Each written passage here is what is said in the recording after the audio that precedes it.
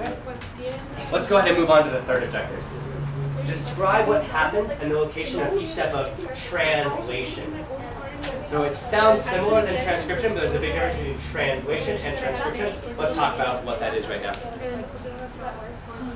Okay. Translation is basically the last step of making DNA into a protein. We've made our mRNA. Now we're going to use the process of translation to turn that mRNA into a protein. Okay. So translation is the process in which mRNA is decoded. We'll talk about what decoded means, but this is basically like figuring out the code. Figure out the code in mRNA. Okay?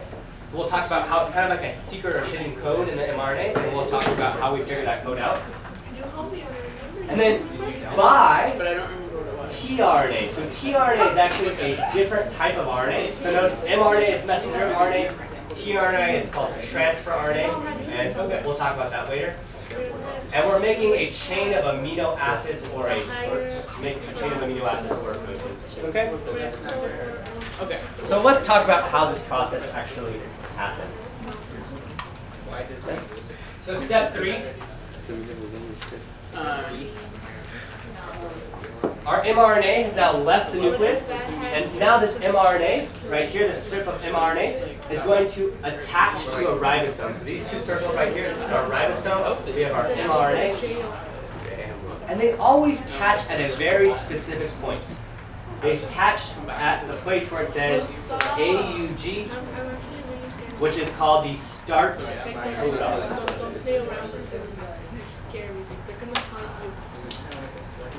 So, you're looking at the restaurant or And you might be wondering what this word codon means. So here you're just answering the same question. Codon is actually just a sequence of 3 bases. So anytime you see the word codon, just think of 3 bases. Because when we read this code that's in mRNA, it's in groups of 3. So here we have a GCA codon. Before we were talking about an AUG codon. Which essentially here you kind of got. And the reason why we talk about groups of 3 is 3 bases equals 1 amino acid, which equals 1 codon. So add this part to your notes, see if it's not in your notes. 3 bases equals 1 amino acid, which equals 1 codon. I apologize. There's a lot of vocabulary to wrap your head around. That's why you have these notes. I would encourage you to go back and study these notes. But I do think we're also going to post this video online, so you should be able to watch it again if you want to hear this information for a second time. All right. So moving on. This is the chart for deciphering the codons into amino acids. You by no means need to memorize this chart. You do need to know how to use this chart. So let me show you how to use this chart. So we talked about having the AUG codon. This is how we use that chart to figure out what the AUG codon is. So we start with A right here in red. We find U, bring it down here. Inside AUG is the methionine amino acid. And so this is AUG, the code for AUG is methionine. All right, what is UUU? So I start here, U, phenylalanine. Try to find CCC in this chart. CCC. So start with red, move down blue. CCC is proline. What is UAU? UAU, tyrosine. Okay?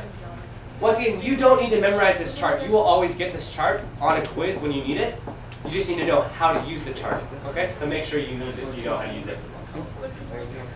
All right. So this is the code that's inside the DNA, inside the mRNA. All right. So the next step in this process is that our mRNA is attached to the ribosomes. Now we have these things called tRNAs, which are actually the ones that bring in the correct amino acid. They read that code, and they say, okay, I have an AUG, I'm going to bring in a methionine amino acid. Oh, I have a UAU, I'm going to bring in a tyrosine amino acid. So it reads that code and figures out what amino acid it needs to bring. Okay? And we've talked about tRNA already a little bit, but the T in tRNA is transfer RNA. And what it just means is it transfers or brings the amino acids to the ribosome.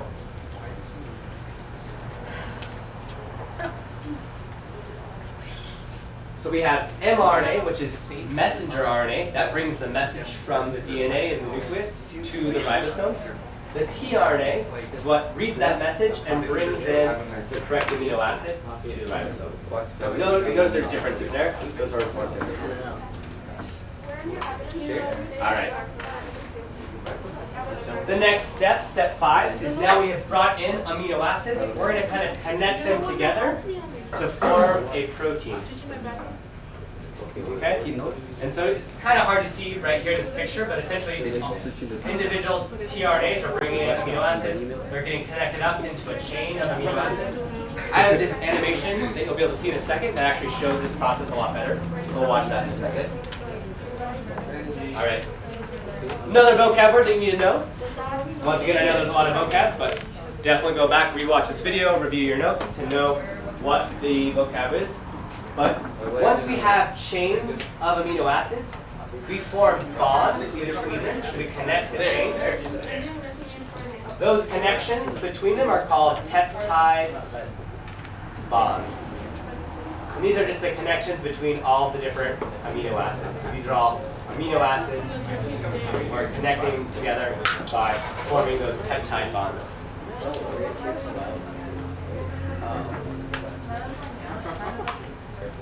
All right, so here's a quick animation actually showing this process happening. Yes. So we have our mRNA, this orange square right here, rectangle, is the ribosome. And we have the tRNA, which read the AUG and brought in the methionine. Watch what happens. The ribosome moves along. It now is reading CCC. The tRNA brings in a proline. The peptide bond forms. And now the ribosome moves on. It reads AGU. It knows to bring the glycine amino acid. That peptide bond forms, and it moves along. It reads GGU. Okay, bring me a valine. Peptide bond forms, it moves on. And then once it gets to the very end, we now have our protein, our chain of amino acids, and this is the process of translation. Okay. The last step, step 6, is the tRNA reaches that stop codon. So there's, just like we had one start codon, AUG, we have 3 stop codons, UAG, UAA, and UGA. This is how the ribosome knows, okay, we are done. We've made our amino acid, we've finished our protein. We are done making more protein. And here's a finished product of our protein. It's kind of all folded up, but this is what a protein might look like. All right. And a protein is basically just that chain of amino acids. And they can be folded into a very specific shape, which is this one right here.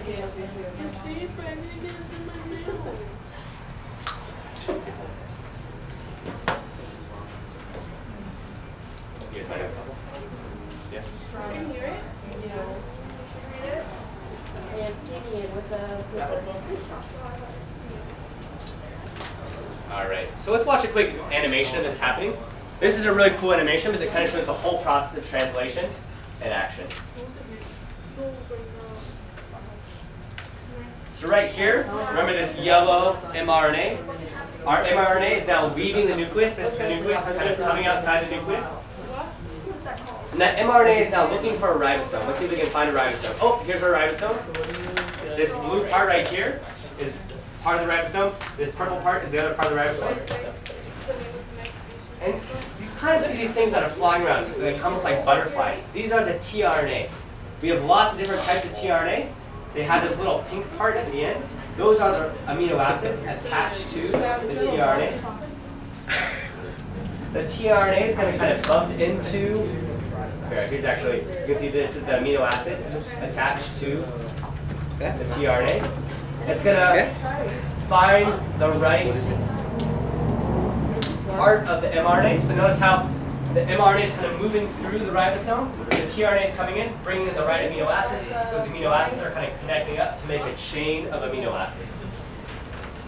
And so happens really fast. Notice, just like the other one, it's happening bam, bam, bam, bam, bam. It's happening very quickly, bringing in those amino acids, forming those peptide bonds, creating that big chain of proteins. Okay? This is actually happening inside all of the cells of our body right now. Proteins are being made throughout every single cell in our body, which is kind of a trippy thought, right? Like, this is happening as we watch this. Like, we wouldn't be able to watch this if we weren't able to have this happen. I don't know. Get all meta with it. All right, so let's talk about the key differences between the two T words we learned, transcription and translation. The first big difference, transcription is taking DNA to make mRNA. Whereas translation is taking mRNA into amino acids or a protein. And really, we're talking about a chain of amino acids. It's lots of amino acids connected together by those peptide bonds. Apparently, you don't need Transcription happens inside the nucleus. Translation happens inside the ribosome.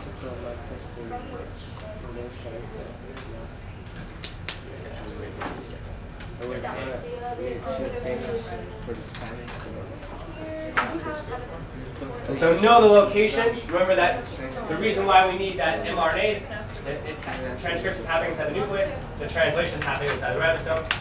And then lastly, translation uses that tRNA or that transfer RNA.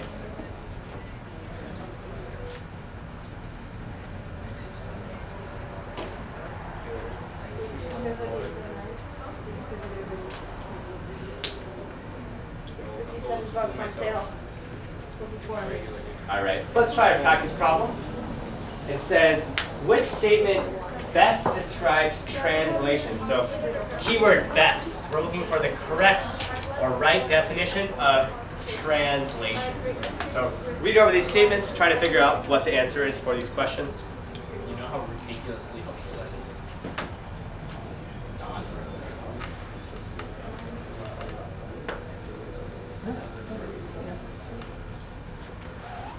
Yeah, you can stop.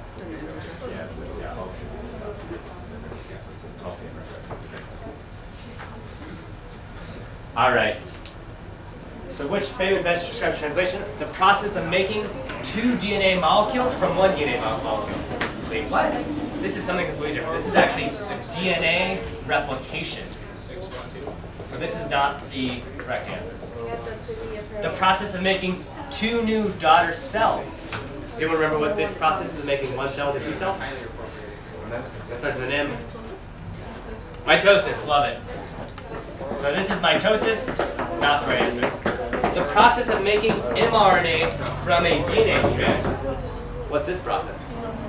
Is it translation? This is transcription, exactly. This is transcription. Key thing, we're talking about making mRNA, which is a clue that it's transcription. And then lastly, the process of making proteins. So translation is all about making proteins. We're decoding that mRNA strand. The best answer is D.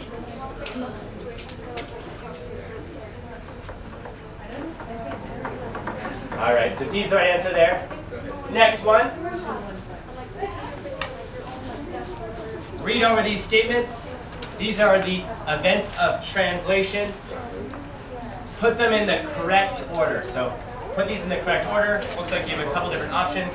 Figure out what thing happens first and what thing happens last.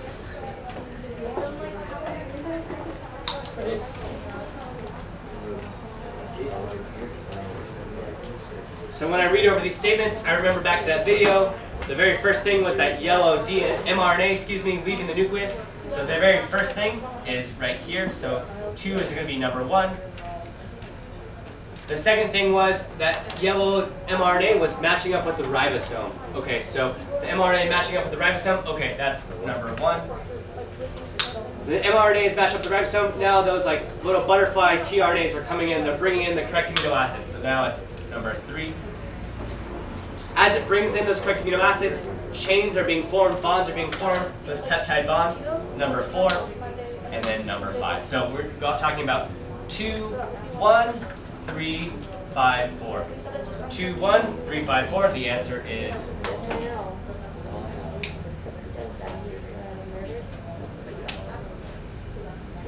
All right. So we're on to the last objective, but just like the previous objectives, I want you to spend some time turning this objective into a question. So what happens? So use this into what happens. Turn this into a question. What happens? And the location of each step of translation. So answer that question in the objective. Use these objectives to quiz yourself. If you know the answer to the objective, there's a good chance that you really understand this information. So quiz yourself.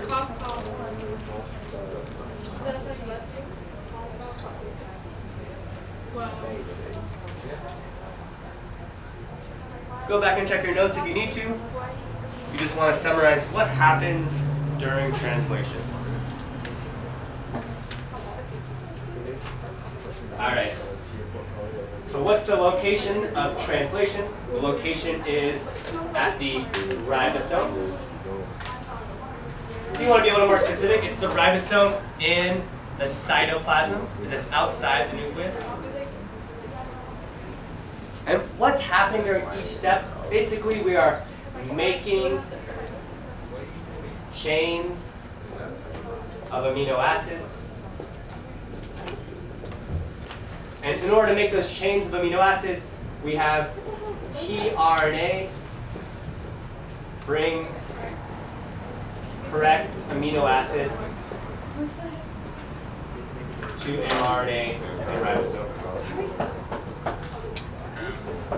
Okay.